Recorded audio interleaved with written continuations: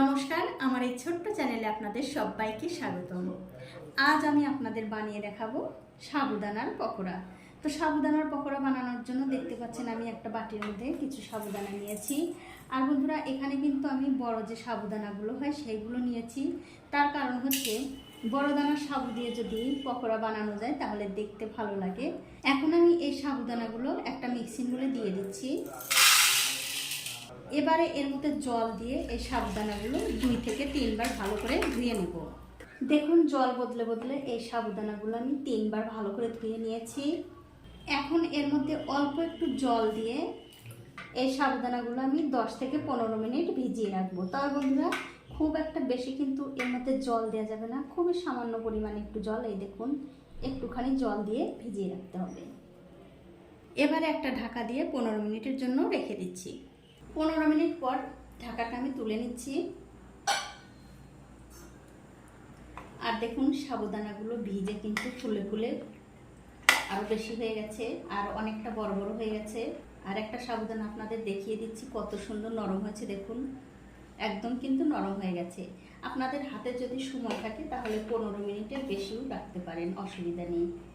এখন আমি এর মধ্যে দিয়ে দিচ্ছি ছোট্ট এক বাটি চীনাবাদাম। বাদামগুলো আমি হালকা একটু গুঁড়ো করে নিয়েছি। আর তার সাথে দিয়ে দিচ্ছি চিলি ফ্লেক্স, একটু ধনেপাতা কুচি, 3-4টে কাঁচা লঙ্কা কুচি, স্বাদ অনুযায়ী নুন, আর সবশেষে দিয়ে দিতে হবে 2টো আলু। আলু দুটো আমি সেদ্ধ করে খোসা ছাড়িয়ে নিয়েছি। আর আলু দুটো এরকম করে গ্রেট করে দিতে হবে, তাহলে আলুর মধ্যে কোনো রকম বড় অংশ থাকবে না। দেখুন, 2টো আলু কিন্তু আমি গ্রেট করে দিয়ে দিলাম। এবারে সব কিছু খুব ভালো করে মিশিয়ে নিতে হবে।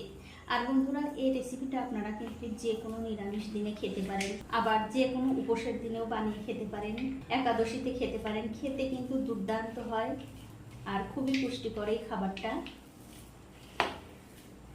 আর খেয়ে কিন্তু অবশ্যই আমাকে কমেন্ট করে জানাতে ভুলবেন না আপনাদের কেমন লাগলো। সব কিছু কিন্তু খুব ভালো করে মাখিয়ে নিতে হবে।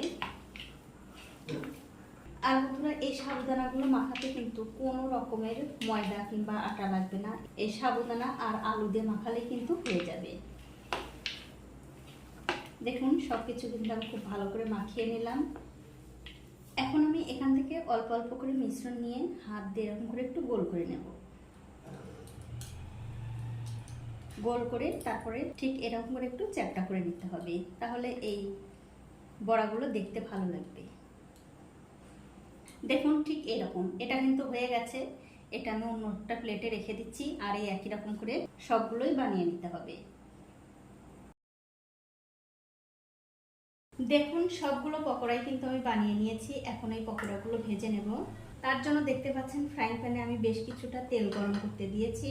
তেলটা যখন ভালোভাবে গরম হয়ে যাবে তখন গ্যাসের ফ্লেমটা লো টু মিডিয়ামে দিয়ে এই পকোড়াগুলো দিয়ে দিতে হবে। আর আমার এই ছোট্ট চ্যানেলটি যারা সাবস্ক্রাইব করেছেন তাদেরকে অনেক ধন্যবাদ, আর যারা সাবস্ক্রাইব করেননি তাদেরকে সাবস্ক্রাইব করে নেওয়ার অনুরোধ রইল। পকোড়াগুলো কিন্তু আমি দিয়ে দিলাম। কিছুক্ষণ পর যখন দেখবেন পকোড়াগুলোর একদিকটা হয়ে গেছে তখন অন্য দিকটা উল্টে দিতে হবে। আর বন্ধুরা, সত্যি বলছি, এই পকোড়াগুলো খেতে এত ভালো লাগে যে আপনারা বাড়িতে না বানিয়ে খেলে বুঝতে পারবেন না। ডাল ভাত, মাছ ভাত, আবার চা কফির সঙ্গেও খেতে পারেন, কোনো অসুবিধা নেই। দেখুন, সবগুলো পকোড়াই কিন্তু আমি উল্টে দিলাম। আর এরকম করে উল্টে পাল্টে ভালো করে ভেজে নিতে হবে।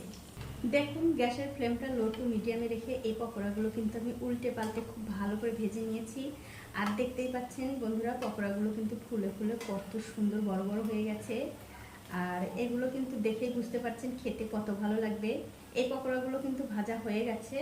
এখন আমি তেল থেকে খুব ভালো করে তেল ঝরিয়ে তুলে নেব। তুলে অন্য একটা প্লেটে রেখে দিচ্ছি। আর আমি আরও কিছু পকোড়া ভেজে আপনাদের দেখিয়ে দিচ্ছি। আমি আবার সেই আগেরগুলোর মতো করেই দিয়ে দিচ্ছি। আর এগুলো কিন্তু উল্টে পাল্টে ভালো করে ভেজে নেব। কিছুক্ষণ পর যখন দেখবেন এগুলোরও একদিকটা হয়ে গেছে তখন অন্য দিকটা উল্টে দিতে হবে। আর এগুলো উল্টে পাল্টে ঠিক আগেরগুলোর মতো করেই ভেজে নিতে হবে। আমার অনুরোধ থাকলো একদিন হলেও আপনারা বানিয়ে দেখতে পারেন, খেতে কিন্তু বেশ ভালো হয়। দেখুন এই পকোড়াগুলো কিন্তু আমি উল্টে পাল্টে খুব ভালো করে ভেজে নিয়েছি, এগুলো হয়ে গেছে, এগুলো আমি তুলে নিচ্ছি। আর এই একই রকম করে কিন্তু আপনারা যতগুলো ভাজবেন ঠিক এরকম করেই ভেজে নিতে হবে। তো এই দেখুন বন্ধুরা, সবগুলো পকোড়াই কিন্তু আমার ভাজা হয়ে গেছে। এবারে একটা পকোড়া আপনাদের ভেঙেও দেখাচ্ছি, ভেতরটা কত সুন্দর হয়েছে। দেখুন ভেতরটা কিন্তু কত সুন্দর ফাঁপালো আর ওপরটা মুচমুচে, খেতে কিন্তু বন্ধুরা দুর্দান্ত লাগে। তো আমার আজকের এই সাবুদানার পকোড়ার ভিডিওটা আপনাদের কেমন লেগেছে? যদি ভালো লেগেই থাকে অবশ্যই একটা লাইক, কমেন্ট আর শেয়ার করতে ভুলবেন না।